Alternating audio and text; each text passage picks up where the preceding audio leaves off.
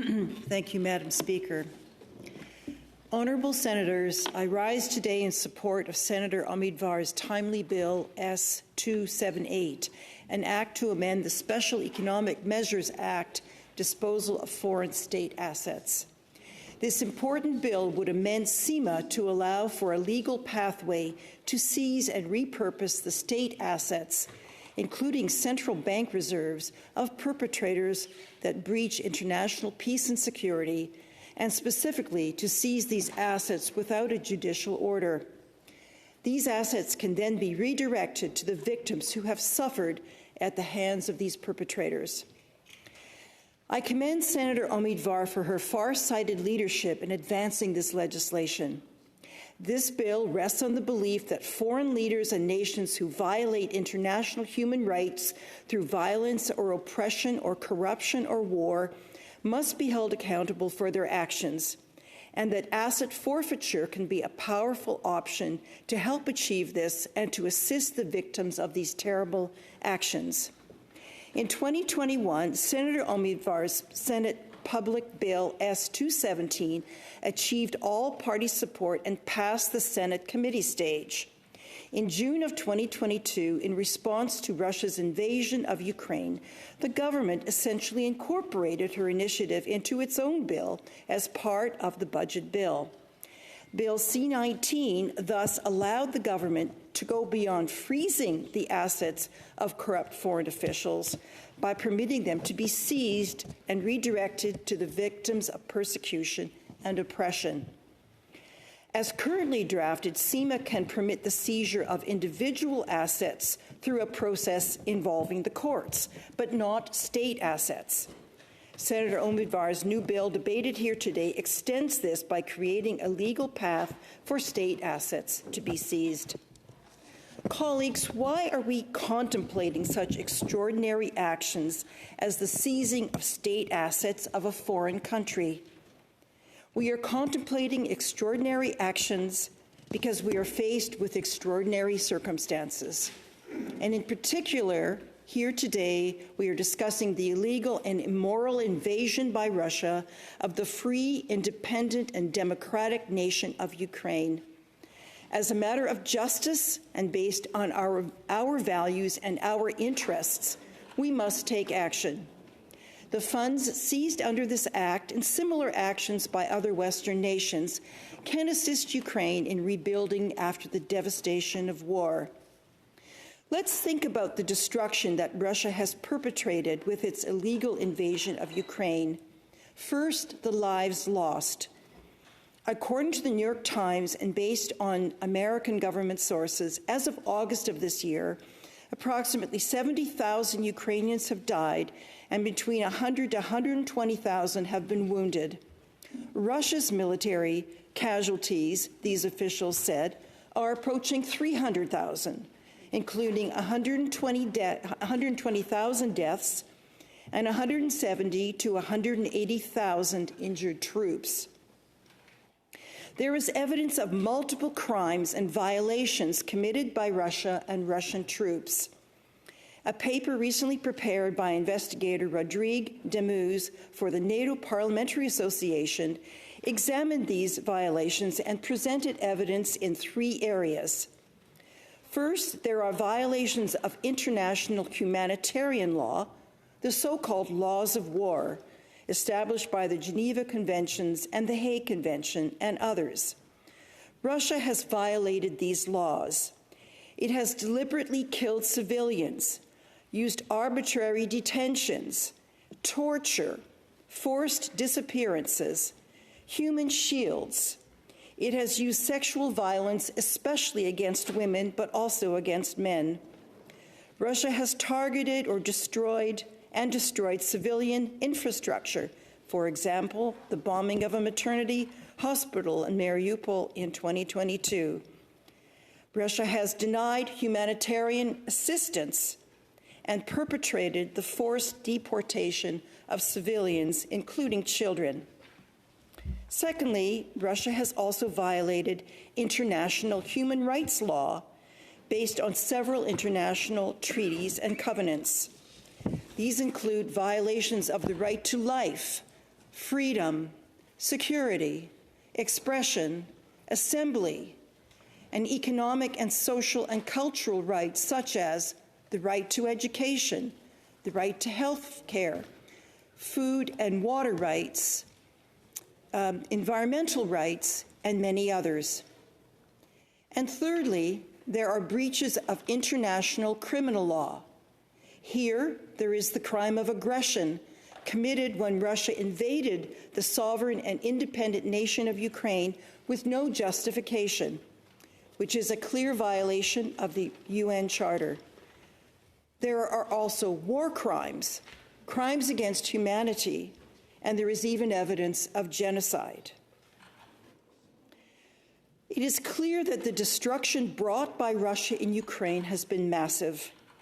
The humanitarian losses, including deaths, injuries, and displacements, will deeply affect the physical and mental health of the Ukrainian people for years to come.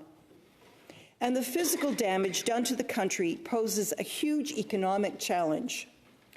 One study from the Kyiv School of Economics estimated infrastructure losses as of March 2023 to be $143 billion, or 70% of Ukraine's GDP. Housing damages were estimated to be $54 billion, and damage to roads, bridges, and airports accounted for USD $36 billion in losses.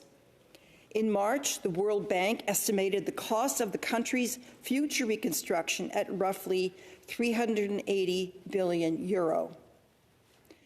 Now, of course, Western allies and friends of Ukraine, including Canada, have provided enormous military, financial, and humanitarian support to Ukraine since the February 2022 invasion by Russia. This support, I believe, will continue into the future. Last week, I was a member of the Canadian delegation to the NATO Parliamentary Assembly in Copenhagen, where the topic of Ukraine was absolutely top of mind, not least because Ukraine President Zelensky addressed our plenary session via video. I sensed a strong and continuing support for Ukraine among these parliamentarians from NATO countries, and this reassured me greatly. However, there was also a disquieting sense that this terrible war could continue well into the future. In that scenario, nobody really knows what will happen. Still, colleagues, the bill before us aims to make Russia accountable and to pay for its crimes and its destruction. The seizure of state assets is the core principle of this bill, which provides for our Governor and Council to seize these assets if any of the conditions outlined in CIMA have been met. The conditions involve the violation of international law and conventions, such as serious breaches of international peace and security, or gross human rights violations, which clearly describe Russia's actions. After the Russian invasion, the United States and other Western nations moved quickly to freeze Russian assets held abroad, including the property of Russian oligarchs and Russian central bank assets held in foreign accounts. These assets are currently valued at approximately $350 billion US dollars, including $300 billion of Russian state assets and about $58 billion of privately held Russian assets. This according to papers by Zelikow, Anderson, and Keitner from 2022. An international debate is now underway concerning the viability and legality of seizing and transferring these assets to Ukraine, either to fund current needs, which is considered to be very important, and or to fund post-war reconstruction. And this according to a paper by Michael Serba written in 2023. On October the 4th, just a couple of weeks ago, Secretary of State Anthony Blinken weighed into this debate to confirm that Americans are indeed examining the legal issues. and Secretary Blinken urged European countries to move forward to seize and transfer Russian assets. As he said, and I quote, "My own view is you broke it, you bought it. And so the Russians having broken it, they ought to pay for it," end quote. Certainly, Canadians are on side with this important initiative.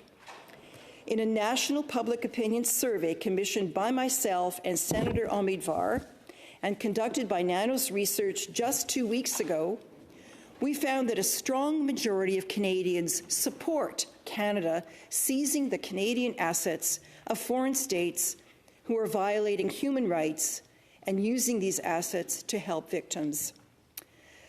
The survey shows that 81% of Canadians support Canada seizing the state assets of the Russian government that are held in Canada and using those assets to help the victims of the war against Ukraine. Similarly, 78% of Canadians support Canada seizing the state assets of the Iranian government that are held in Canada and using those assets to help the victims in Iran whose human rights are violated.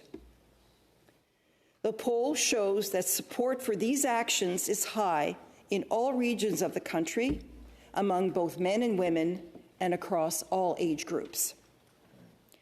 It's true, Canadians may have few Russian state assets, as we have heard, but by moving ahead with this legislation, this country can help create the momentum that is needed in the world, and we can lead by example.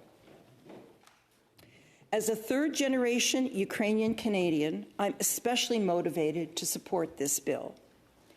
I'm especially pleased that my friend and esteemed colleague, Senator Omidvar, has devoted her efforts to this worthy and important cause, and since she's had such success before, I'm confident she will have success this time as well.